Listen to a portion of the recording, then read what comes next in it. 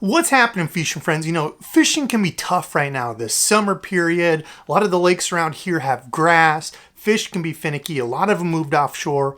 What do? Well, there's a lure that is easy to rig, simple to fish, and it catches a bunch of fish. I don't care where you are. That's the old Fluke. So today we are bringing back the hook rod line relationship. What that means is I'm going to walk you through my Fluke combo, kind of talk about the how and why of it, and some things you can change up depending on what you like. And I've also got a couple tips for you to help you be a little bit better with the Fluke and hopefully catch more fish your next time out. So enough yapping, let's get into it. Okay, so let's start with the combo. So if you're new to the channel, you don't remember years back, I used to do a series called the hook rod line relationship, because any lure you're looking at, any sort of setup for a combo, I get tons of questions on combos. Any sort of combo I'm putting together, I always remember those three things: the hook, the rod, and the line. All three of them work together for a system for your combo. So for example, with a Fluke, I am almost always throwing on a spinning rod. I've thrown it on a Baitcaster, but for whatever reason, I just kind of like to throw it on a spinning setup. And for me, that's a 7-foot medium or medium heavy, depends on what I'm fishing around, 7-ish foot rod with a fast action. And depending on what you like, the reason I say medium or medium heavy, I've been using a lot of these because they're at a price point that I think you get a lot of bang for your buck. $130, made in the US. Cashin, I think, has made a good rod with these, and the specifications on it. This is a 7-foot medium heavy fast action rated for lures 3/16 to 5/8 ounce. And the reason I've liked the medium heavy, just a little bit stiffer rod overall. Spinning rods usually are always going to kind of, as a whole, be a little bit softer than your casting rods. But specifically this one, in a medium heavy, when I test the tip of it, it's still got a decent tip, so I can cast a weightless lure. It's not a problem. It's not like a stiff medium heavy casting rod where you might pick it up and go, how am I going to throw a weightless Fluke with that? Still got a soft enough tip where I can throw it, but enough backbone and enough, I guess, oomph to it. So when I start to get that Fluke into grass, or if I need to pop it over some wood or anything, it doesn't have a real soft, mushy tip. Some people like that. If that's how you like to fish, a 7-foot medium power fast action would probably be better. This is the other combo I've been using. This is actually the Element, the Ned Rig rod. I really like this one. This is a 610 medium fast action rated for 1/16 to 1/4 ounce. So if you like a little bit softer rod, maybe even you want to use a little bit lighter lures overall, this would probably be a better bet. But once you get into the grass and stuff, I like something with just a little bit more oomph to it to pop it out of it. I don't like to have my rod bending clear over and trying to get it out of there, and it feels like like a rubber band on it, and it's not popping it out of there. So that's why I've been using the medium heavy. So that's the rod. What about the hook and the line? Well, when I'm thinking about a Fluke, I'm rigging it usually on like a 3 or 4/0 EWG regular wire hook. Nothing overly heavy, nothing crazy, super line, anything like that. If you're down in Florida, maybe you fish that with a bigger Fluke or something. But for up here in the Midwest, along grass lines, around brush, skipping it under docks, that kind of thing, just a regular EWG with a medium or medium heavy rod. These have more than enough backbone to set that hook and get penetration into the fish's mouth. That's why all three of these work together. Now, I like to go braid to a leader for my line. So that gives me the sensitivity I want. I can also see my line, because a lot of times as you're working a Fluke and popping it along a grass line, you won't even feel that bite. How they do it, I don't know, but they just come up and suck that in. You don't even feel it, but you'll see your line start to swim off to the side. You can set that hook. You've got a fish. So visibility of it plus the sensitivity of braid, you cannot beat it. And then to make sure everything's clear underwater where they can't see the line easily, I go to a fluorocarbon leader. So either 10-pound braid, if I'm not around a bunch of stuff, maybe just some grass lines, or 15-pound if I start to get around docks, wood, anything like that, I'll bump my line up. And then my leader line, usually 8-pound fluorocarbon leader. If I'm around more stuff, I can go up to a 10 or sometimes even 12 if I'm around a lot of brush.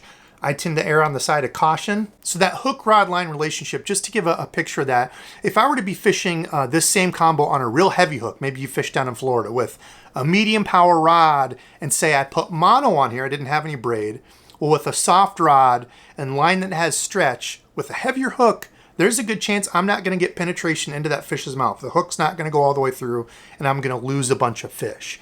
So with this one, there's probably not as many, spin-offs or different ways to rig it up. There's some combos where people get it like super crazy dialed in based on how big the hook is and all this stuff. I try not to overcomplicate it and try to just make it make sense for people as a combo as a whole. So with the rod that's got enough backbone to set a regular EWG hook. I've got braid to a leader that does give just a tiny bit of stretch up there in the front. It's more than adequate to make sure I'm getting a good hook set into the fish and keeping them pinned. Now for the reel for your setup, again, I don't overcomplicate this. You've probably already got a spinning reel. A 2000, 2500, 3000 size is what I tend to throw. This is the Abu Garcia Revo Rocket. And the thing I like about this one is with the Fluke, I'm throwing it out, popping it. All the work, all the action, everything is coming from the rod itself. So I'm working it. The reel is just picking up slack line. So I like this one if I'm around. It's a really fast reel. What is it? I don't even know the gear ratio. I'll leave it below. It's the only ratio the rocket comes in. It's really fast, picks up a lot of line, which means if that fish grabs it and I see my line start moving to the side, I can pick up a lot of line with this quick, set that hook, and hopefully keep that fish out of that brush pile or structure, whatever it is that will get me tangled up and break me off. Because remember, I don't have super heavy line. So that's why I've really been liking that, the Rocket, a faster reel. That's a little bit more expensive. And I tell you what, a reel that has really, really surprised me this year is the Daiwa Revros. I've had the Regal before and used it. It's like a $70, $80 reel. This is a step down, I think $59. This thing feels awesome. I don't know what the huge difference is between this one and the Regal, to be honest. Minus the colors. The colors on this one's like a dark navy blue, almost a black and gold, some silver. I don't like the colors on it. It's kind of eh. The Regal is awesome. It's like a color change, purple, green. But anyway, if you don't care about the colors, this thing has been solid, super solid. This is the 2000 size, and it's got a smaller line capacity, more of a shallow spool, which is great because, you know, I'm flipping this thing around. You know, I'm not going over 20 yards with it usually, anything like that. So great for something like this. I throw in, this is some of the P-line braid. This is the dark black, testing that out. The other one, both of these are the P-line Endurex braid, but this is the bright green. I have really liked that, and they're no fade. And so far using them, they are truly no fade, which is great. Especially if you don't like when your line fades and gets all light. But yeah, those have been great. This reel though has been absolutely awesome for 59 bucks. It might be one of my new favorites. So that's the combo, but what about the Fluke itself? Well, I'm about as boring as your neighbor Daryl when it comes to a Fluke. The Zoom, super salty Fluke, nothing crazy about it. This is basically all I run. Lots of companies have their own Fluke baits now, and if you've not thrown a Fluke, it is this bait fish kind of style profile bait. It's got kind of a thin tapering tail. The Zoom Flukes have a little fork at the tail, so like a, you know, forked snake tongue. And it's meant to mimic a bait fish, hopping around, popping around over in the shallows. For a longest time, I stepped away from these, honestly wasn't even using them. And I said this in another video and somebody laughed at me and said, "You're an idiot." But they would get all kinked up in the package. And if you try to throw a Fluke like this and get action out of it, you're not getting action out of it. So whoever said that, you're the dummy. Because if you want to throw a Fluke, you want to have a good straight tail. So when you pop this, it pops, the tail's working back there. It looks like a bait fish scurrying with its little tail back there. So maybe you like throwing Flukes that are shaped like a shrimp. Maybe you're fishing inshore or something. I don't know, but I like mine to be nice and straight. And I've shared this tip before. But one thing I've done that's helped is when I put these in my backpack, I'll squeeze all the air out of it, get all the Flukes pushed down to the bottom nice and straight, and then I'll tight wrap this. Tight roll it. Remember tight rolling jeans back in the day? Am I dating myself here? I never got into it, but I remember kids that did. I was also the kid that rocked a rat tail way back in the day, if that says anything. So when you take all the air out of it, squeeze all the air out of it, look what the bag does. It keeps it nice and tight, almost like it's a vacuum seal, like vacuum sealing meat. It's what it does there, and it helps keep all those straight. Now, it's not perfect. You know, if your bag gets on the side and squishes it down, they're going to be messed up. But that has helped me keep the Fluke nice and straight. Now, like I said, there's a whole bunch of companies out there, but just the regular 5-inch Zoom Fluke has been it for me. And my all-time favorite color, if I could only pick one, is this Tennessee Shad. It's like the shiner kind of color around here. The top of it's this greenish brown. You can see they're kind of in the light, this tannish brown, and then when you get in certain lights, it's got this like green highlight to it. The belly's kind of a clear, just a little bit of white to it, sparkle, and this color around here is deadly. There's also another one called, what is it, Arkansas Shiner, I think is another one, really good. Bluegill Flash, if you're not sure what to throw in a lot of the ponds and lakes, just a regular bluegill, like green pumpkin. You can always spice it up with some spike it markers, chartreuse or orange on it. This is another one I've had luck with in the past. Watermelon Candy, have quite a few packages of these sitting around. It's like a green pumpkin with black, purple, and green flake in it. So that's another good one. But don't overcomplicate the colors. When I think about soft plastic colors, really it's the clarity of the water and whatever bait fish I'm trying to mimic is how I'm picking it. So the clearer the water, the more translucent of a lure, the more lifelike of a lure I tend to use. Dirtier water, more of a solid opaque color. You know, the river guys, a white fluke, you can catch anything. I mean, hybrids, wiper, walleye, doesn't matter. A white fluke in the river crushes it. So some sort of solid opaque color in the dirtier water, which stands out and helps create an outline. And then you've got people that kind of do spin-offs. You know, pink is a big smallmouth color, like the bubblegum color. Bluegill flash, there's a couple different bluegill colors. Some people absolutely swear by that. You know, find a soft plastic that kind of matches what you throw in your area and matches your watercolor, tie it on and go fish. Okay, now a quick rigging tip for this. So if you are kind of new to fishing, this is an EWG style hook. It's got a bigger belly on it. It's flat in line. The point of the hook here is in line with the eye of the hook. And the way you rig this is really easy. You just put it in the point of the nose there, push the hook through, spin it around, and then you use your thumb to mark where that hook is going to come out of there at.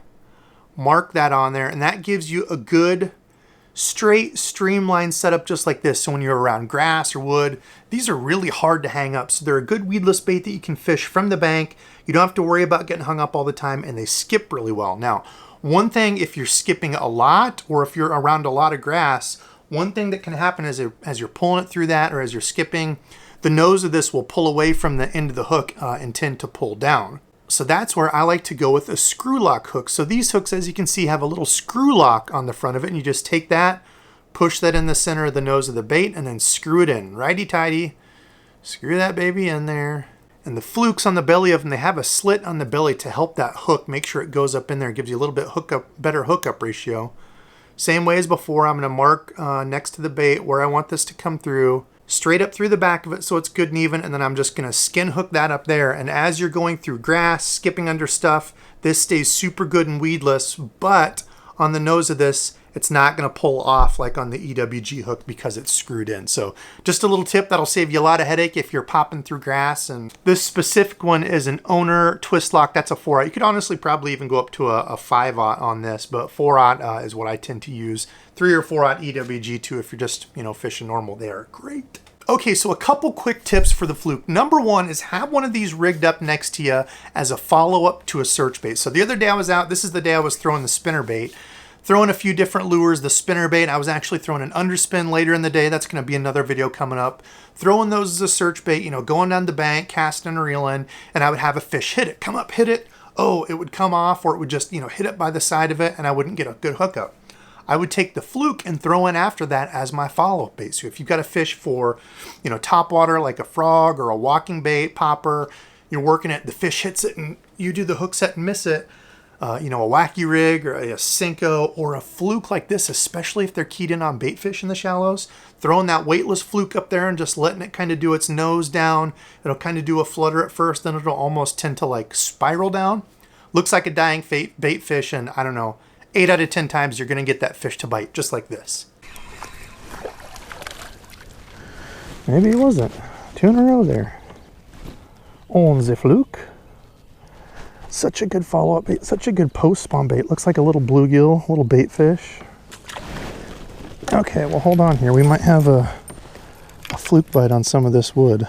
See, this stuff, we've got a whole bunch of like vegetation mixed in with the wood, so spinnerbait's just going to get stuck in all this if I try to get it up shallow. Throw it by some more of this wood and just see if there's anything else hiding.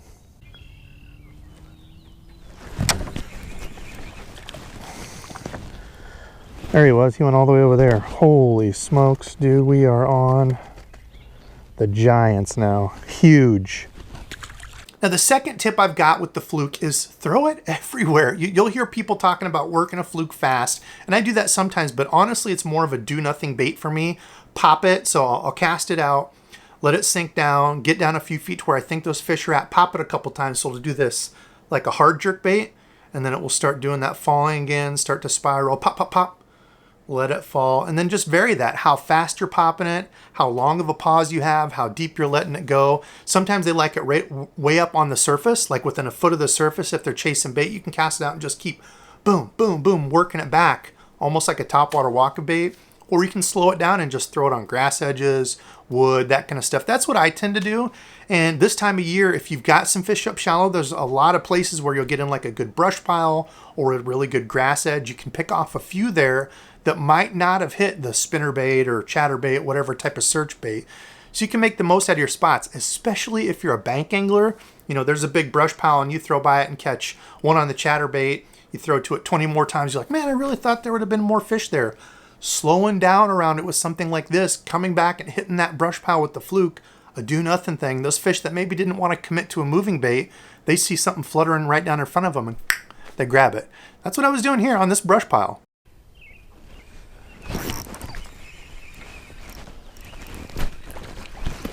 We got him. Is that really what smoked it? That fish felt really good when it hit it. Okay.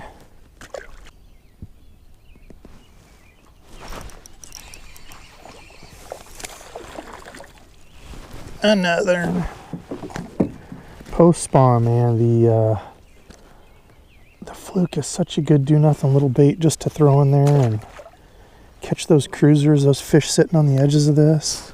All right, fishing friends, there you have it. Bringing back an old series, the hook-rod line relationship, working through combos because it's one of the most common questions I get. Hey, Debo, what would be a good combo for this? I'm looking to buy a new combo for these sort of things. What should I get?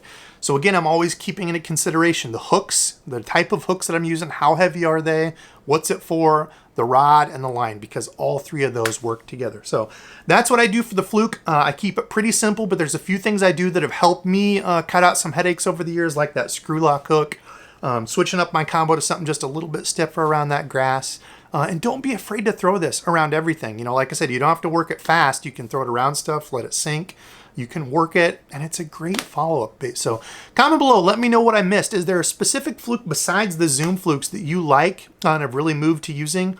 I know the Zoom ones have been around forever, but there's so many out there now. There's a lot of good choices. Same thing for the combo too. This is just kind of how I do it. If other people have opinions on it, what they like to set up, comment below and let me know, because again, I love that the Debo fishing community comments below, helps each other out with questions. It's pretty dang cool. So that's enough for me. I got to edit. Love y'all. Thanks for watching, and until next time.